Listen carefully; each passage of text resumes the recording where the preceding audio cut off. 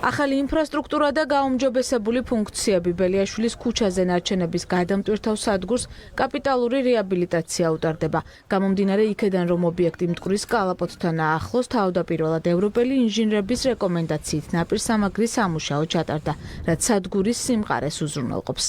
პროექტის მიზანია დედაქალაქს კონდეს გარემოსთვის უსაფრთხო, მოდერნიზებული და ლოჯისტიკურად უფრო გამტარი გადამტვირთი სადგური. ტერიტორიაზე განხორციელდა მტკვრის ნაპირსამაგრის სამუშაოების შესაბამისი ინფრასტრუქტურის მშენებლობა აქტიურ ფაზაში მიმდინარეობს.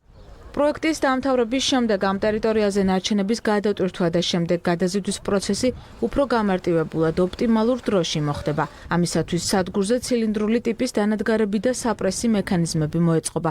სადგური თბილისის 6 რაიონს ემსახურება. აქ ნარჩენების ერთად შეგროვება და სატვირთოებში გადატანა ხდება, რის შემდეგაც დიდ მანქანებს საყოფაცხოვრებო ნარჩენები ლილოს პოლიგონზე მიაქვთ. სწორად აწყობილი გადამტვირთი სადგური მნიშვნელოვანია იმისთვის, რომ მოხდეს ნაგვის გადატვირთვის ოპტიმიზაცია და ხსნის ქალაქისთვის ძალიან ბევრ ლოჯისტიკურ პრობლემას.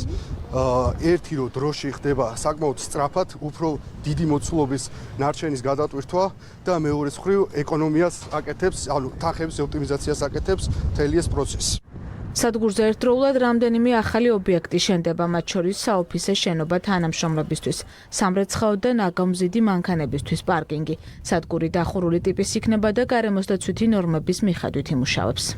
გადამტვირთი სადგური იქნება დახურული ტიპის, რომელიც თანამედროვე ევროპული ტექნოლოგიების და გარემოსდაცვითი ნორმების დაცვით იქნება განხორციელებული, რომელიც რა თქმა უნდა გააუმჯობესებს უბანში არსებულ მდგომარეობას და თვითონ გადატვირთი სადგურის წარმატებას, უფრო მეტი ნარჩენის გადატვირთვა და პოლიგონზე განთავსება მოხდება.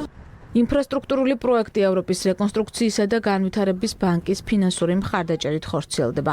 სამუშაო 2026 წელს დამთავრდება.